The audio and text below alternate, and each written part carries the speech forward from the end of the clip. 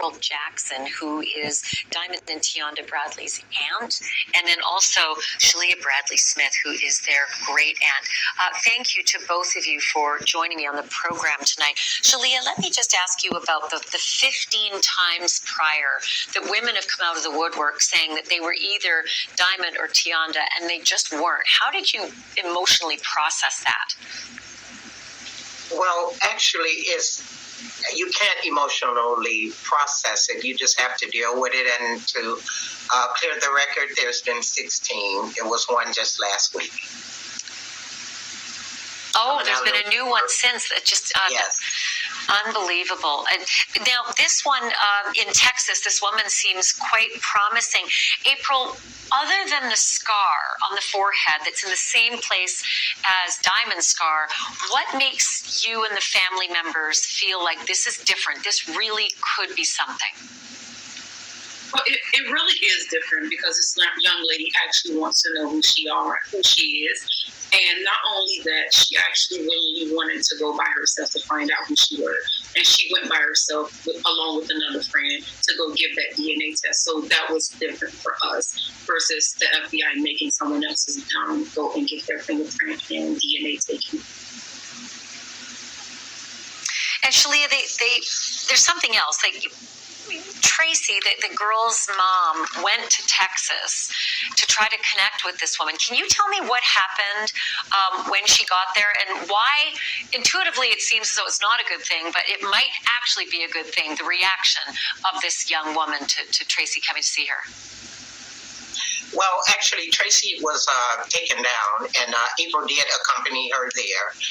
At the time, I wasn't aware that April was with her because Tracy does need support, from a family member when she's, on a quest like that. But that was a quest that I was unaware of. Then I find that they had went down there to attempt to meet with Raylan and her friend.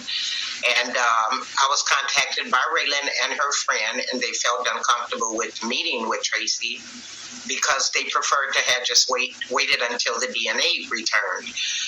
But unfortunately, I believe that may have been a part of that production to encourage Tracy to go down there. But I disagreed, and I did ask the girls not to meet with them because, when you I don't have missing children. I have missing nieces. And Tracy is my niece, and I'm going to do whatever it takes to protect my family unless I'm sure about every step along the way. And I didn't see any need in meeting this girl as well when the girl had submitted DNA tests, let that come back because that can only put false hope in Tracy, trying to meet this girl, believing that it may be her. She just doesn't need that type of emotional damage.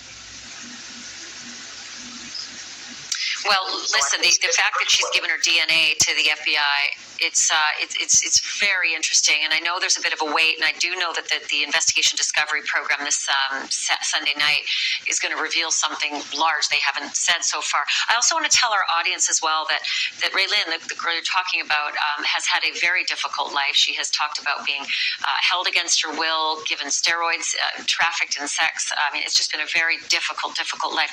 I'm going to follow this, and we're going to call you just to see if there's any match that comes up between the woman in Texas and your family member. Thank you both, Shalia and April, for being on tonight, and I wish you the best of luck in finding at least Diamond and maybe Tianda too.